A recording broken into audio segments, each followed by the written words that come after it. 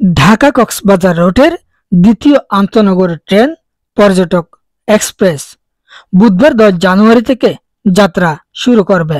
Rail কর্তৃপক্ষ জানিয়েছে, ঢাকা কক্সবাজার রুটের প্রথম ট্রেন কক্সবাজার এক্সপ্রেস প্রথম মাসেই লাভের মুখ দেখেছে। গত 1 ডিসেম্বর চালু হওয়া ট্রেনটি ডিসেম্বরে সার্বিক আয় করেছে 5,11,57,240 টাকা। রেল সূত্রে জানিয়েছে, কক্সবাজার এক্সপ্রেসের তুলনায় পর্যটক এক্সপ্রেসের টিকিট বিক্রি কম। 10 জানুয়ারির টিকিট এখনো পাওয়া যাচ্ছে।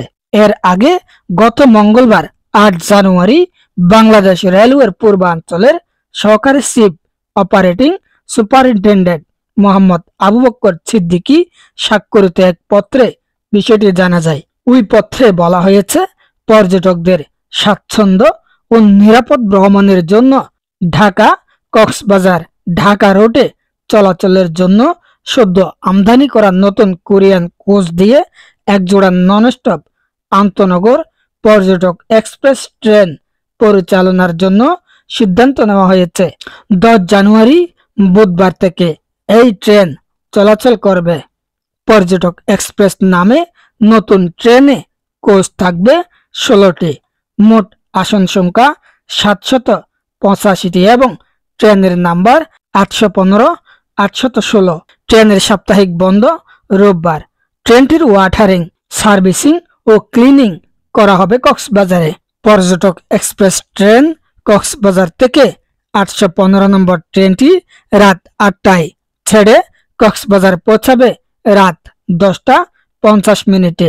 চট্টগ্রামে 25 মিনিট বিরতি দিয়ে রাত 11:15টায় ছেড়ে বিরতিহীনভাবে ঢাকা বিমানবন্দর স্টেশনে পৌঁছবে রাত 3টা 50 মিনিটে। আর ঢাকা বিমানবন্দর স্টেশনে 3 মিনিট বিরতি দিয়ে রাত 3টা 53 মিনিটে ছেড়ে রাত 4:30টায় কমলাপুর রেলওয়ে স্টেশনে পৌঁছবে।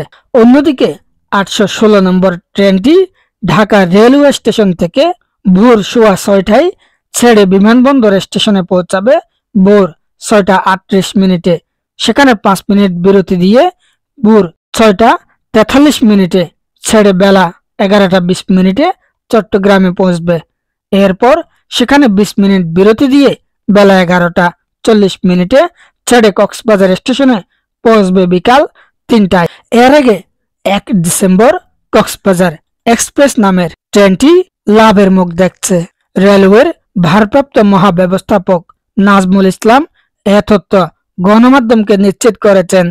তিনি জানান, 10 জানুয়ারি নতুন ট্রেনটি চলাচল শুরু করবে। সূত্র জানায়, ট্রেনটির নাম প্রধানমন্ত্রী শেখ হাসিনা অনুমোদন দিয়েছেন। এটি হবে কোরিয়ান থেকে সম্প্রতি আনা কোচ বহরের একটি নতুন ট্রেন। ঢাকা কক্সবাজার পথে এখন একজোড়া ট্রেন চলাচল করে। টিকিটের ব্যাপক চাহিদা রয়েছে। বাড়তি চাহিদার কারণে টিকিট কালোবাজারি হয় বলেও অভিযোগ উঠেছে।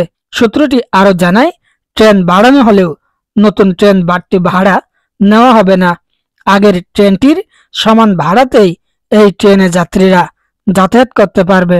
বিরোধী দলগুলোর আন্দোলনের সময় রেলের বিভিন্ন রুটে নাশকতার ঘটনা ঘটলেও ঢাকা কক্সবাজার ট্রেনে টিকিটের চাহিদা শুরু থেকেই আকাশচুম্বী। প্রতিদিনই এই ট্রেনের টিকিট কালোবাজারিদের হাতে চলে যাচ্ছে। নতুন ট্রেন চালু হলে কালোবাজারিদের দৌরাত্ম্য কমবে বলে মনে করেন রেলের ওই সূত্র।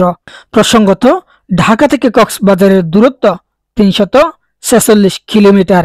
এই পথে আন্তনগর ট্রেনের শুভম চেয়ারের ভাড়া ধরা হয়েছে 500 টাকা।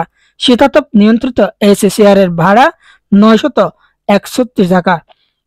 961 টাকা। এসি সিটের ভাড়া 1150 টাকা এবং ঘুমিয়ে যাওয়ার জন্য প্রত্যেক যাত্রীকে ভাড়া দিতে হয় 1725 টাকা। Mobarakuddin Nayan, the Cox News, TCN, Cox's Bazar.